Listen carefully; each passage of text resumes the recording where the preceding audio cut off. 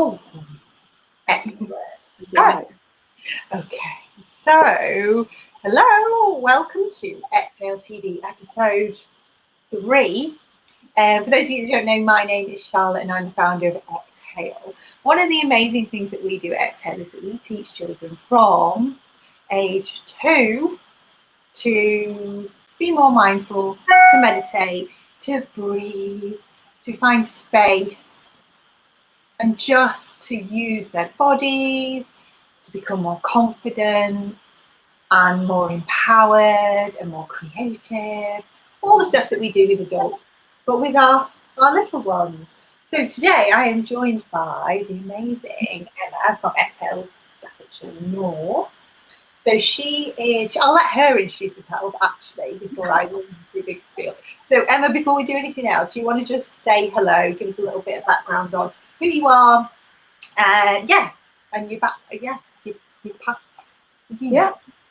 So I'm Emma, and I teach classes in Staffordshire, the north part of Staffordshire. So Marie is South Staffordshire. You saw her episode 1, and we sort of meet in the middle.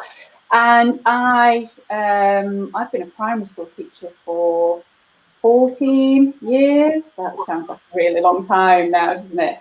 14 years, and I've recently left that career to be completely self-employed and to do this and to take meditation to children and adults. Perfect. And of course, you're a mum yourself. I have got two girls. One's 11 and one is now 7. She's literally just turned 7. They sound like she sounds like an adorable age. One of the craziest children you could ever meet, but she makes our life interesting. Good. And I think that's something that I really want to talk about in today's episode. So I want to talk about how to make mindfulness and meditation fun for children, easy for parents or caregivers, whoever's looking after the children. I could even teachers, I suppose. But one of the things that I did want to talk about actually is that we both have crazy children, but children are like generally quite crazy. And I think people sort of always think that their own child is worse than everyone else's. But also that, like, mindfulness and meditation, their child is too crazy for. Because there's a couple of things that are really important we talk about, but that is going to be one of them. But also the fact that you're a teacher, really, you know how to get kids engaged, you know how to get them on side, and also the reality of what children are like. So really, you are our expert. You do a lot our kids training as well, so for anyone who is coming on board as an Exhale instructor, you'll see more of Emma. She does little bite-sized training for us each month in our Hive, which is our members app, I guess, and we do little trainings in there every month. So you'll see lots of Emma people on board for that. But she's definitely well placed to have a chat with me today about something that I think is super duper important, particularly at the moment, because you think about how much we're struggling, dealing with the way that the world is at the moment. Everything feels so uncertain, and children soak us up. Literally, whoever they are, they look to us, don't they, for support. They look to us to be safe, and I just feel that this is super duper important. But we also have to say, children will model you. So please, if this is something you really want to get on board with your children, it starts with you. Yeah, that's absolutely. First thing I would say, if you were to say how do I get my child engaged in meditation, it starts with you. Yeah. It absolutely starts with the adults. Yeah, and they model what we say. They model what we do rather than what we say. And also, I just think they're so hypersensitive to our mood and our vibe. We are such an emotional barometer. Yeah. My household, I can tell if I am not in a good place, then I can see it in everybody else. And the same for teachers going into a classroom. You are the emotional barometer for the 30 odd children you've got in your classroom, and that's a really hard thing for teachers, because they have to be this sort of model of behaviour when they've probably got other things, and they have to sort of leave that at the door as well. But yeah, it definitely starts with the adults. It's really difficult actually to maintain that on the backdrop of what we're working against at the moment. Like if you are struggling to maintain your balance and to be that sort of stable foundation for the children that you work with or that you parent, it's okay. Like it feels tough because it is tough. But even just some of the stuff that we'll probably go through today, you can do. You know, just taking time out to breathe. It doesn't have to be a lot of time. We know, we're running businesses, households, and also looking after children and also supporting partners, whatever else it is. So it is hard. It doesn't have to be a lot of time, but just that little bit. So I just wanted to put that caveat in before we launch into how we work with the children. Like, just give yourself that gift to begin. So really, like for me, the reason why I decided I was never going to teach kids stuff. I was never going to do it. And then, like who would work with kids and animals? My dog is locked in the back, so we don't have to do it. The dog's amazing. It's amazing. Just always on cue, he does his barking. But reason why I did choose to do it is because I just feel it's such a gift. And imagine the world that we could create if there were enough children that understood the power of pausing for long enough to hear themselves, just for no other reason. So I just feel like we come into this world and we communicate, and I probably said this on every episode actually, thinking about it. You definitely said it on the last one because I heard you say it. We come into this world, don't we, knowing exactly who we are. The reason why we know that to be true is because babies communicate their needs, don't they? They scream. And they also 100% trust those around them. They know that they're going to get the love. They just know. And I just think as we get older, the older we get, society kind of changes all that in us. So we're taught, really, society teaches us to go, to be busy, to look externally for things that are going to make me feel better, to sort of mute my own needs, to mute my, to be quiet, to keep up with the Joneses. This whole, all the social media, even on YouTube, like my 7-year-old is obsessed with YouTube. Oh God. And that in itself. Please, they watch other children play. Yeah, yes, exactly. But it's all very fast-paced and all very. I just think. Yeah, exactly, and I think we very quickly lose our ability to be able to trust ourselves. And our bodies are so powerful. They give us so much wisdom and so much knowledge. Like you can be in any given situation, and your body will tell you whether this feels good, whether you should be here or not, whether there's danger. Like human beings are just incredible. But I think as we're growing up and as we become older, year by year, and it's not supposed month by month, sometimes you notice in the children, they're just looking externally all the time for things, for information, for like what I should be doing next, what makes me feel good. Whereas we have all that knowledge within. So what I really wanted to do with this was create classes which are fun, but that also that allow children to pause for long enough to hear themselves.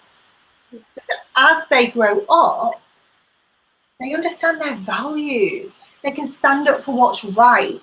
They know where to find their own joy without having to look outside. They know how to communicate their needs because they can feel when things aren't right within them, rather than just being on this fast hamster wheel. That's how I feel locked on, hamster wheel all the time. And I'm 59, So it's like that's what I wanted to create, is a space for children to learn how to hear themselves. So that's why I sort of created it. But what is it about the classes that you think is most important, or that most drives you to want to go out and teach? So, well, some of the things that you were just saying then, my eldest, who's 11, like I can see that happening now, the looking externally for validation. Yeah. younger and younger now, they're getting phones. Like she's got a mobile phone, and it just like her whole world is in there. And I think how much I struggled when I was a child. You know, if I think back to how I struggled, and you know, I found some, you know, really self-destructive ways of dealing with stuff that I couldn't deal with. I didn't know how to deal with. And I think this is why it's so important that if we can give children the understanding that all emotions are what you were saying about being a message. Yeah. Like I was that one who pushes, make yourself small, do what society tells you what to do. I was quiet. I wouldn't speak up. I molded myself so that I was the same as everybody else, you know, to the point where if somebody asked me what my favourite music was, I wouldn't dare say I would try and judge what's their favourite music, because if I say mine and they don't like my favourite music, oh my God, what will they think of me? The judgment. Yeah. And, you know, and going out to a bar and ordering a drink. I wouldn't order a drink, you know, when I was a child, but obviously as a teenager and getting older and going, you know, 18, 19, you know, I would go and I wouldn't dare order a drink. I'd see what everybody else was ordering first, because I'm, you know, wearing the same clothes and just making sure that I didn't have any sort of individuality, because that would make me so different, and it would make me a target. Yeah. And I think now, children now, that was just me, you know, growing up in the 80s and 90s, being exposed to just those people around me that, you know, and now children, the internet just gives them, as fabulous a tool as it is, it gives them just this far wider influence. Yeah. And they're so massive, you know, their friends can get to them at any time of the day, and they can access, like you were saying, about, you know, things on YouTube, and that's where their modeling is coming from. You know, we've got parents who are digitally distant because they're on their phones themselves all the time. They're not being, they're modeling for their children that this is how you behave. Your world is in your phone. The world's in your internet. You know, this is where you will get that dopamine hit because somebody's liked your photograph. And the exposure for children now is far, you know, it's 10 times worse, well, 100 probably times worse than what I would have ever been exposed to. And I know how much I struggled. And I think if somebody could have taught me some mechanisms and understanding my own emotions and knowing that all those emotions that I was feeling were normal, they were okay, and having something that would give me you know, an outlet, I just think that's really important for children. Very powerful. Like, what struck me is, two things struck me as we were talking, actually. A, I am basically you. Everything you said, I was like, yeah. And a lot of people will absolutely relate. And how I would describe that is like the slow disowning of who you are. Yeah. I mean, it's like you are so worried and so consumed with what everyone else thinks that you don't even know who you are, because you're spending yourself just to respond to other people. And I think what's been really amazing for me with my personal practice, and I know it's the same for you, is that it's allowed me space to step back and go, actually, just like I said before, actually, does this feel good? Yeah. Does this light me up? Where's my joy coming from? You know, and just really also bolster your confidence, because I think when we are, and I've said this on every episode as well, but when we are sort of like bouncing around in all this like stressed out state, like by default, your confidence level is low because your brain and your body are trying to protect you from doing anything out of the realm, anything that might potentially additional stress. Yeah, anything that's different to normal, or anything that might make you a potential target. Yeah. You know, so if you can just teach children to, like you say, own how they're feeling, don't bury it. I think quite often society as well teaches us to be quiet, calm down, be quiet, sit still.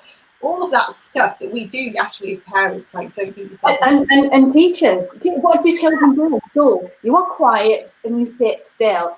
And now, children need to move, they need to explore, and I think that's this towards the end of my teaching career, I really started to struggle with this need to make children sit and be quiet. I started to really struggle with it, because in my own heart I know that that's not the way children learn.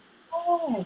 And it sort of creates this feeling within them that they're not good enough, because they need to try harder. And I know I'm guilty of this myself, even as, like, I've created this program and I will still say to my little boy, no, calm down, because, it's just natural, isn't it? But I think we have to really be aware of the undercurrent that we're sending, and that silent sort of criticism that we might be placing upon children when they're just being children.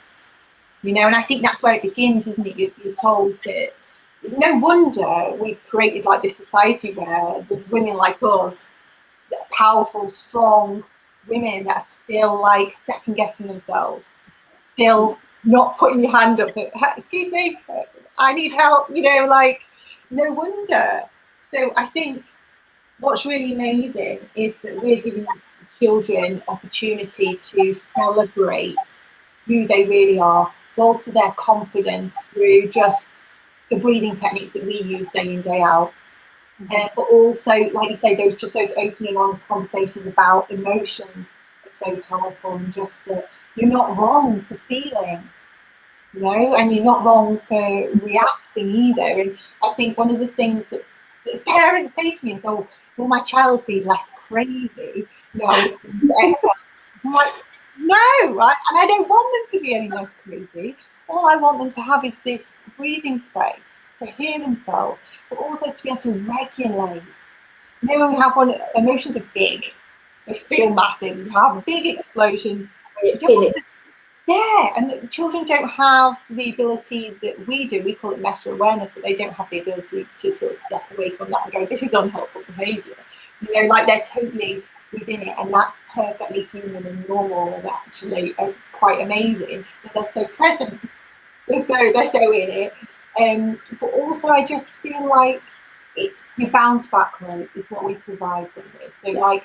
And we talk about this a lot, don't we, me and you, like in terms of that readiness to learn in a teaching setting, or even if you just ask them to do something at home, if they've had some sort of emotional, I don't want to say meltdown because that has a negative connotation, but if they've had an emotional reaction to something, they're not ready sometimes to come straight back and work.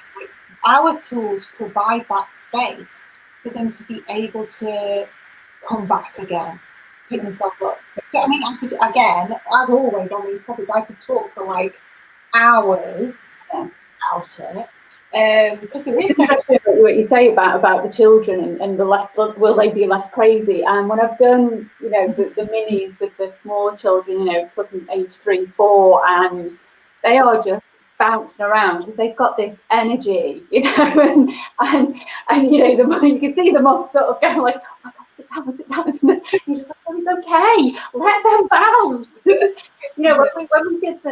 When we did the Power Up training a couple of weeks ago, afterwards I went, like, normally 2:00 in the afternoon, 2:30, I'm going to pick the kids up from school. I need my coffee because I'm hitting my slump.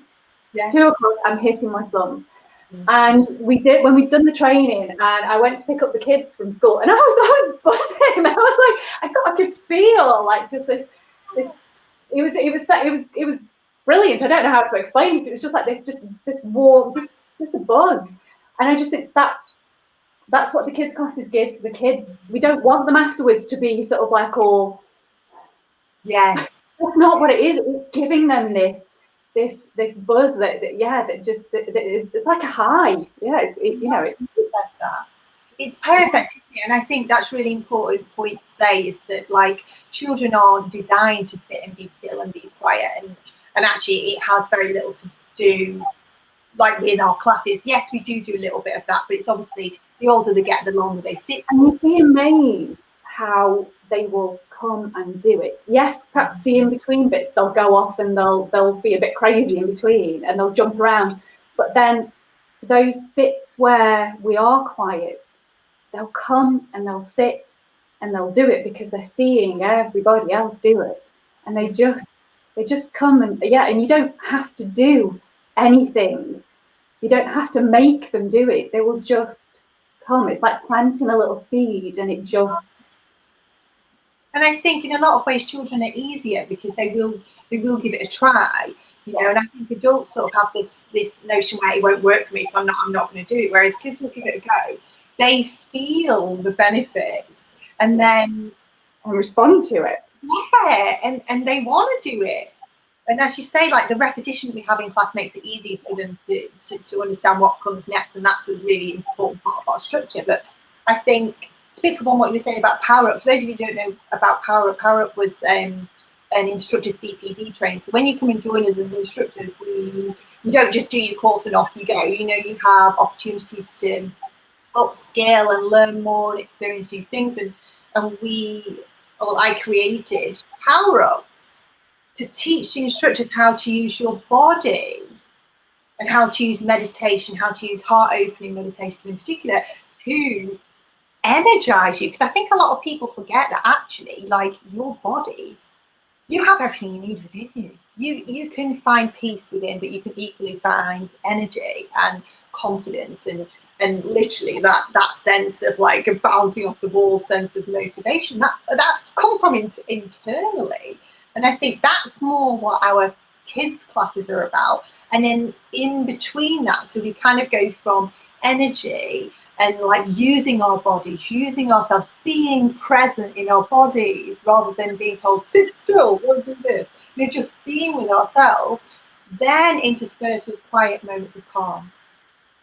So they can experience the stillness as well, and find the beauty and the peace in there. And then we go back to the movement. Yeah. So talk quite a bit about the classes then, I guess, there, and talking about like it's okay if you've got a crazy child. All kids are crazy; they will continue to be crazy. Yeah, I don't think they'll sit still. I don't think they'll sit still. It's okay. I'm not going to also, as you say, they do though, don't they? I've not had one yet that hasn't. So no, children have this amazing ability to be so in the moment and mindful. And you know, as adults, you know, when you're trying to get them to get their shoes on in the morning, just put shoes on. We've got to get you to school. You've got to get there, and your child has got to finish this one task that is completely unrelated to actually getting out of the house and going to work. But they have this ability to just be in that moment, and we spend so much of our time going, come on. And the irony is that we're sort of saying to them, we're saying my child hasn't got the ability to sit still. Actually, your child has, because they will sit and be mindful, and they will be so engaged in one task that sometimes, you know, you can talk to them and they just have not got a clue that you've spoken. Yeah, it's beautiful, isn't it? And I think that's all we're doing, is we're allowing them to continue that and use it positively. You know, because we lose it, don't we? We lose that ability to just be in the moment. Yeah, exactly. And we have to a lot of the time. But I just think, like, yeah, it's just gorgeous that. And that really hits with me, actually, because every morning on the school run, I'm like, come on, put your shoes on. Like, 7-year-old who needs to bring like 5 million. Yes, I've got a 7-year-old who needs to bring like every teddy that needs a very specific outfit on to get to just sit in my car. Oh, it's like a minefield. But I'll just see. So we've got Marie watching. We have, let's see. This is my mum. She says children definitely pick up on your mood. 100% they do, don't they? And let's have a look. I just like using the features on here. Okay, so we talked a lot about the class itself. How do you go about integrating mindfulness and meditation into everyday life? Because I don't know about you, but my little boy, so as I say, 7, if I say to him, and it's probably because it's mummy's thing, but if I say to him, right, we're going to go to meditation class now, I'm going to teach you meditation. No, I'm not down for that. Probably more to do with the fact that it's me, because he has responded much better when I've took him to other instructors' classes. But he will do all these tools and techniques, but not necessarily call them meditation, not necessarily know that he is doing mindfulness. I think that's been really powerful for me, is to not label it for him, to give him space to just enjoy it without the label, which is nice. And I think there's definitely a system to integrating, but how have you gone about it, I guess? So mine would be the same. Mummy does meditation. They don't do that. They're not getting involved in that. They don't want to know. And so, I could try and say to them, let's try this, and I know it will have a jot impact whatsoever, because like you said, it's mummy do. I mean, it was like I'm a teacher. I tried homeschool in lockdown on my life. I was like the worst teacher ever. I can't teach my own children. This is horrendous. But because it's coming from you, because they don't want to do it. My own children. But how I was saying at the start about it comes from you setting the barometer, you setting you modelling it. Mm-hmm. What I found is that because they've seen me doing it, I catch them. Like, I have caught my oldest child sitting with her, cross-legged on her bed, meditating. Like she not told me about it. I've just caught her doing it. Not said anything. I've just seen her. I've spied her doing it. My littlest one, if I'm sitting and meditating, she'll come and sit on my knee, and she might only last 30 seconds. She might only last a minute, but she comes and sits just for a moment and is quiet. And she'll copy what I do. And then actually my oldest one, she's 11, she sort of, it was the last year of high school, she missed out on her SATs, which I know sounds odd, but she really sort of, for her, she wanted to do the SATs because it was like a rite of passage for year 6. Does that make sense? And she missed out on the prom, she missed out on seeing all her friends, and she really struggled to sleep over lockdown. Yeah. So I suggested she listen to some meditation. Sometimes I struggle to sleep, and I put a meditation on, and I listen to a meditation, and I fall asleep to it. No, I'm not doing that. No, don't be so stupid. No, I'm doing that. Wouldn't do it. About 2 weeks after I'd planted the seed, I caught her getting Alexa to play her a meditation at bedtime. And she started to use it every night. And she got up the next day. The first day she did it, she got up the next day and just said, I went to sleep so easily. It was so much easier to get to sleep. And I said, oh, good. I'm glad you found something. That's not. Yeah, I'm not going to be there and say, told you so. Just sort of, oh, I'm so glad. I'm glad. And she doesn't use it all the time now, but she does sometimes. She does sometimes try and use a meditation. If she's struggling to get to sleep, she will use a meditation. That's so important. I say this a lot in all different areas, whether you're talking about your spiritual journey, whether you're talking about, I don't know, even just things like giving up meat or giving up alcohol or whatever it is, like with other people, your family around you, like you can't force people. You have to just be the light, don't you? And I think that, again, that goes right back to what we said right at the beginning. You set the tone, the kids model your behaviour, and I just think the more they can see that it's okay to pause, the more that they can see you need to take a breath, because that's what that's saying is, or daddy or whoever, what that's saying is like, I listen to my body. Mm-hmm. I listen to myself, and I take time to respond rather than react. And I think for me, like as you said, it's not what we say, it's what we do. But I am trying lots of different things in order to build my child's attention muscles. Yeah. Just talk about that for a little bit, because one of the things that we learn when you become an Exhale instructor is that there are the ABCs, if you like, of mindfulness and meditation. And what we say is that attention, so learning to listen to your body so that you can feel emotions rising up, so that you can feel the signals that your body sends you to let you know whether you like something, whether you don't, whether something's happening, or whether, just like how to respond. Yeah. When you understand that, when you have your attention muscle working, it is like a muscle like any other body, like we need to work at it. We come to the earth probably able to focus on mom or caregiver or whatever, and then we get so distracted, don't we? So we just need to relearn how to pay attention to ourselves.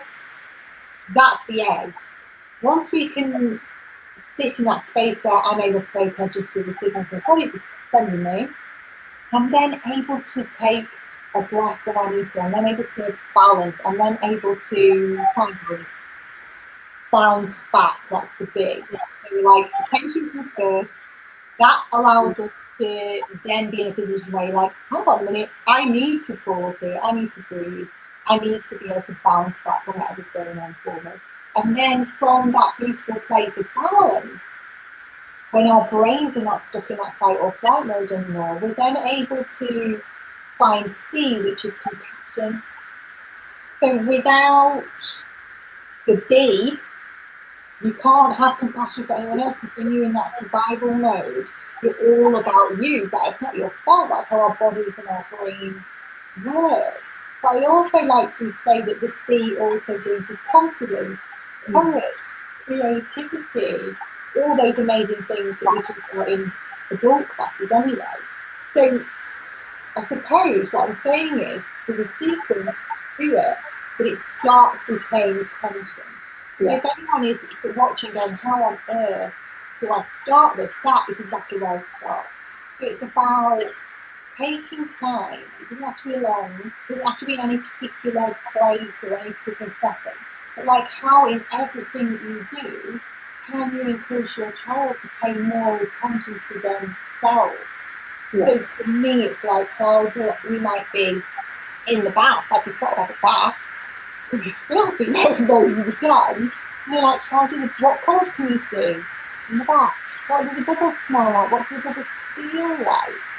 You know, can we blow the bubbles towards you and then allow you to just let them fall on you rather than react? You know, can you just pay attention?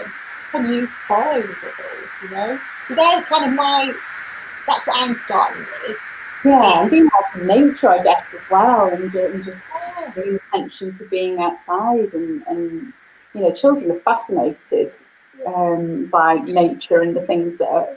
I remember, you know, we used to drop Imogen off at school, and I'd walk with Amelia when she was sort of 2, and the walk back from school to the car would take forever because she would just want to stop and look and take in the details of like a ladybird or you know, a leaf or a berry, and they just want to stop and pay, like you said, that attention. They want to look, they want to take it all in. And I think if we can help to model that, give them the opportunity. Exactly, because we just rush, and we're always in a rush, aren't we? Always like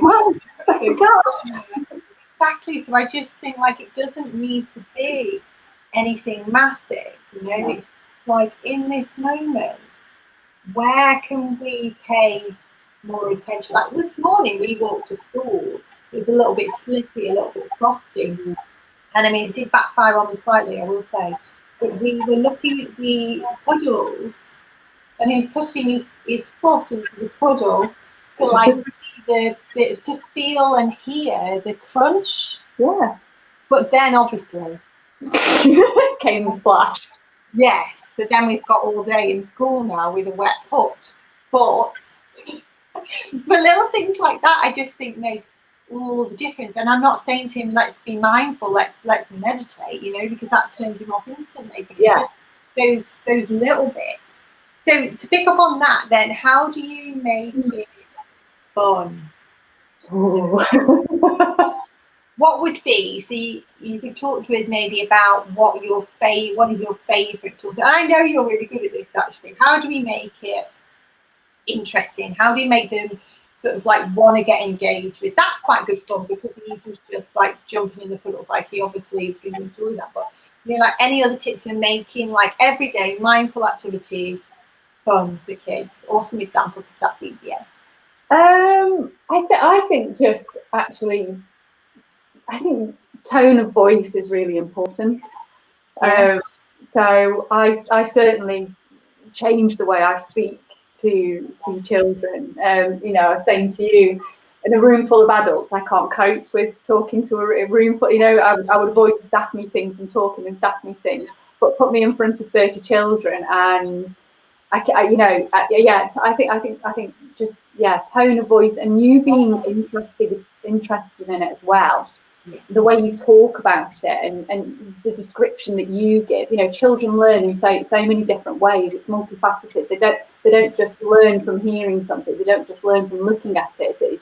It's getting involved. It's making it contextual. It's being able to touch and experience and see it and hear it and have a multidimensional sort of way of giving them an experience. So what you were saying about feel the puddle, how does it feel, how does it sound, what does it look like when it moves, all of those things are perfect. It's so simple, it's the simplest thing you can think of, but for children, it works so well. And you being interested in it as well, but allowing the time for it and not the rush. Exactly. Making sure that you're not doing it in a space where you are literally you're like looking at the clock, oh my gosh, we are going to be late for school now, like build it into your day so that it doesn't allow time. Yeah, exactly. And children love nothing more than teaching you how to do something. So giving them the opportunity. So when I've done minis classes, even after the first week, the mums would tell me afterwards that the little ones were going home and telling other adults what they'd done, and they were teaching them. And I work one-to-one with a family, and I know the little boy that I work with there who has got additional learning needs. He is up in the autistic spectrum. He's 5 and he loves nothing more, and mum sent me videos of him teaching his dad the techniques that he's done in class. So allowing your child to teach you something is a brilliant way. Children love being the teacher. They love showing you how to do something. They love showing you how they can do something. And so even just, why don't you show me how to do it? I don't know how to do it. Playing the fool. I don't know how to do that. I can't do that. And getting children to actually show you how to do. But when they come back and tell me that the little ones have been teaching the adults what they did in class, and that's after like 1 session, and they remember it, and it's so powerful. But again, linking it to movement and singing and songs, and just that element of fun. We lose that element of fun as adults. We do, don't we? And I think what's really interesting actually is that a lot of this stuff that we do with the children, I end up dropping it into like corporate sessions and things, because we need a bit of laughter, but also, like you said, you remember it more as well when you've really had a bit of a laugh. Yeah, you do. It switches something on in your brain, doesn't it? Things start to make connections. That it solidifies your learning when you're able to teach it to somebody else. So I think that's a really powerful tip. And I think, like making things relevant to them. So we have a few of our breathing techniques which use superheroes. So rather than just saying, we do like breathing through your nose, make your tummy big, we do that. But alongside of that, we're like, let's learn the fun, the silly way to do it, So I don't know if you just want to share with me either. I was thinking maybe you could share. These are my favourite ones that Emma does. So she does the slime breathing. I do particularly enjoy that one. You want to do that, or you could do one of the superhero ones, whatever you want to do. Just so we've got something that if people are watching, go. Okay. You can go away. They've got one thing that they can do with their kids. So I would probably say I think superheroes works for so many different ages. I've used it with my really little ones and used it with the older children as well, and I think it translates really well across. So part of that is getting them to pick their own superhero as well, and imagine how they might stand and breathe and move. But I'm going to have to stand up now. I'm going to might have to do a little bit of adjusting here. Shall we go for the Hulk? I love the Hulk. Yeah, we could do Hulk and we could do Superman. Superman's quite a good one. I quite like that one because that's good for balancing. So for Hulk, Basically, you would get them to stand how they think the Hulk would stand. So we want to plant the feet, we want a nice wide stance. Can't see my feet here, but they're nice and wide. And then we think about how the Hulk stands. He's got these big muscles and the shoulders come forward. So sort of try to move over into the actual screen. So we've got our arms in the way that the Hulk would be. And the way that we think that the Hulk would breathe is that he would breathe in through his nose and he would do 4 sniffs. And as he's doing them, he's going to make himself really big and the arms will come up. So we're going to breathe. And then we'll breathe out and we'll come back down. And you can make your Hulk face. Now, when I've got the children in front of me, I also do a roar and a growl. And what noise would the Hulk make? So it becomes a... getting them to make a silly noise and be silly. And then for Superman or Supergirl, really simple one is to just get them to take their fists out, pull them in as they breathe in, and then shoot the arms out as if they are flying. And then I extend that to get them to balance. Yeah. So we start off by just learning the breath and the movement. Okay, let's imagine we're flying. And then we do it again and we do a balance, which really helps their focus and their attention because they have to pick a spot to focus on. And just talking to them about, okay, find something to look at, find your focus and don't take your eyes off it. And again, that just helps them with their attention. And they're just 2 really, really simple ways of getting kids to breathe and move and have a bit of fun with a bit of mindfulness as well. Yeah. And I think people expect, like we're going to teach you meditation, as we said about at the beginning, and they're just going to be sat kind of like this all still. But actually, that's a meditation in itself. It's just being focused on one thing. You think about how our brains work. I always liken our brains to kind of like a computer or a laptop. There's one tabs open, and no wonder it goes really slow because there's so many open. So what we're asking them to do and helping them get comfortable with just focusing on one thing at a time. We want to multitask every now and again, but actually, we're much more productive when we're focused on just the one thing. So as you say, it feels like we're just messing around being superheroes, but actually we're training that attention and strengthening the attention muscle. But we're also helping children learn to connect with their breath. Just as long as it doesn't matter how it, for us in adult classes when we're teaching grown-ups, we say breathe in through the nose, the tummy expands, and we fill the entire chest. For a child to be able to do that is it's difficult. They can, but it's difficult. So we just broke that breath down into 4 little inhales. It's still the same amount of air, and then we're still releasing through the mouth, slow and steady. Yes, it's got that noise, but the noise is release, it's some of that pent up energy of that cooped upness. We're letting that out as well. So, but also what I find is really amazing about what we do, and again, a lot of people don't notice. That's what I find really interesting. Is some parents sort of come and think, I don't understand how that is meditation, actually, or how that's going to help a child calm down. But actually, just the fact that we are tensing, it's the interplay between the tension and the release, which creates relaxation in the body. So yes, it's exciting. Yes, it's fun. Yes, we will have a laugh. But actually, again, we're helping the children understand how their bodies work. We're starting to listen to their bodies, but also we're teaching them, if I tense myself up and then I relax. Notice the difference between those 2 states. Yeah. Exactly. That's so powerful in itself, because if I don't know the difference between when I'm all tense and the head up and when I'm relaxed, how would I know when to ask for help? How would I know when emotions are coming up in me? How will I know when I'm at my breaking point? How will I know when I'm about to have a big emotional outburst? And without that knowledge, we can't deal with it very well. No, push it down. That's when we choose things that are not good for us. Exactly, and that's how we end up in these situations as adults, as we said before, where we've just buried ourselves so much we don't know. We've got coping strategies that aren't healthy, that aren't good for us. Yeah, exactly. So I think, let me just put these on. Let's see it. So Marie says, you're welcome, Marie. also Chloe said you did a video. I've been practicing. You should have seen my one-to-one made me do a superhero penguin. I had to walk like a penguin and be a superhero. Amazing. I love how children get you to ad lib. Yes.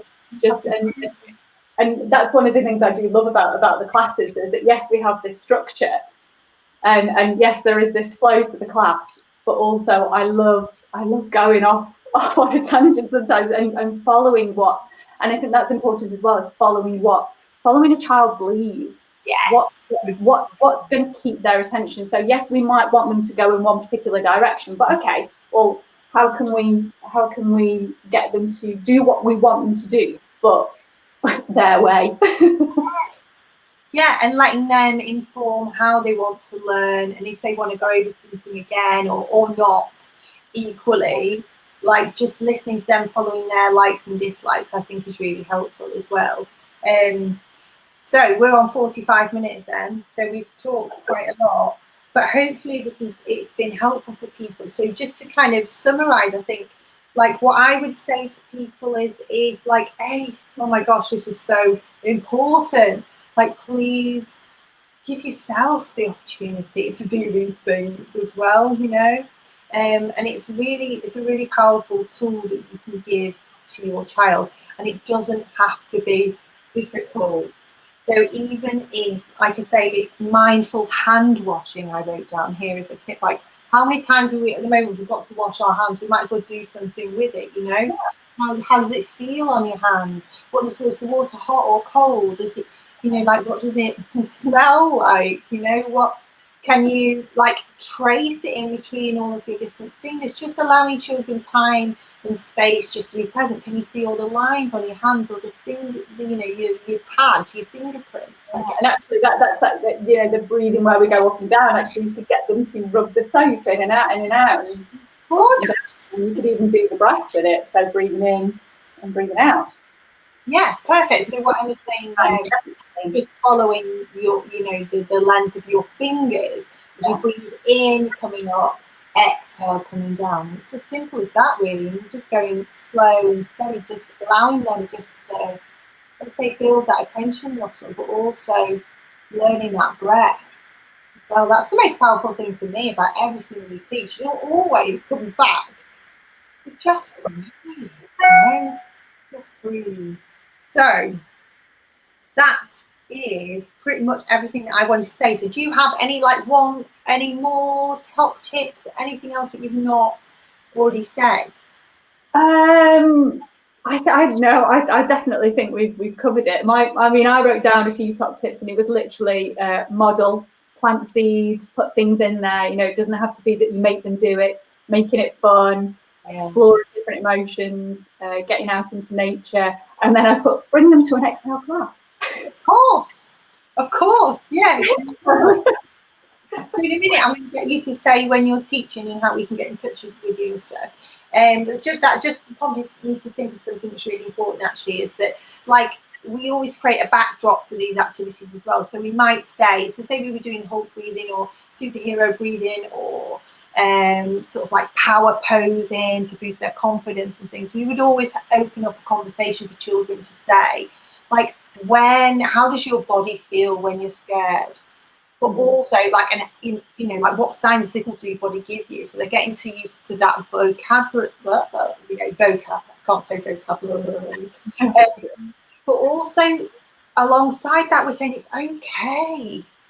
I get scared too, you know, as grown-ups they look to us, and particularly I think this with blokes, so with dad's like invincible. Dad never gets scared, you know. And I think even just having that conversation with your child, being like, do you know what? We've learned that breathing. I might use that because sometimes it's scary when mummy does this, and that's okay because I'm a human being. Or sometimes it's scary when daddy has to go and give a presentation, or when he goes and plays football, or whatever it is. But sort of giving them some sort of context to when they might use it without belittling, or sort of like without saying that certain sets of emotions are negative. Yeah. Because they're all, as you said, I think right at the beginning, you know, like it's a beautiful rainbow of emotions really, and they're all valid and all helpful and all a really important part of being human and part of what we struggle with as adults is like, oh gosh, I feel really angry and that makes me a bad person. No, it doesn't. You're human. Yeah, you're not the anger. The anger is an emotion. Anger's a surface, and there's more below it. But yeah. Go on for hours about that as well. Even that's a whole episode. We'll do another one, because that's something that's really important. Is like meditation and all these things, and learning this attention muscle and all of that teaches you to step out of your emotion. So we're not going to go there because it's gone too long already. But tell me before we go, when are you teaching? How can we get hold of you? So children's classes at the moment are online. I'm doing, before Christmas, I'm doing 2 Saturday morning sessions at 9:30 before we break for Christmas. And then hopefully in January, we can go back to being face-to-face. And they were on Mondays and Monday afternoon in Wolverhampton, which if you're local to Staffordshire, you'll know where that is. And then I do adult classes as well. At the moment, they're all online because we're in tier 3, so we're not allowed to do our group classes at the moment. So they are on Thursday afternoons for a nice little power up, get yourself ready for the weekend sort of session, and Sunday evenings, late night one, getting you ready for bed and starting the week with clarity and calm. So that's a really nice one. They're both online at the moment, and I'm also available for one-to-one sessions as well. One-to-one and family sessions as well. I think with children, like that would be the way to go, rather than booking like a one-to-one, just Emma and the child, or just me and the child. It'd be much more beneficial to have everybody. It works really nicely, and I've done both. I've done that. I've worked with a family every week, and that works online and face to face. We flipped back and forth over lockdown. So it's really good. It works really nicely. Perfect. Right. Well, thank you for joining me. Emma will pop in the comments her contact details if anyone wants to get hold of Emma to ask them questions. And please do, I should have said this at the beginning, and I forgot to do this again, but please do comment, please do #replay if you watch it on the replay. Please do share with us things that have worked with your child, your top tips, because we learn so much from every parent's different, every child is different. So the more input we can get, the more we just love talking about this stuff basically. So just get in touch, and we will see you. I think my next Exhale TV is next Tuesday or next Thursday, but I'll let you know. So thank you so much, Emma, for joining me. Thank you. Shared so much value, and we'll see you all soon.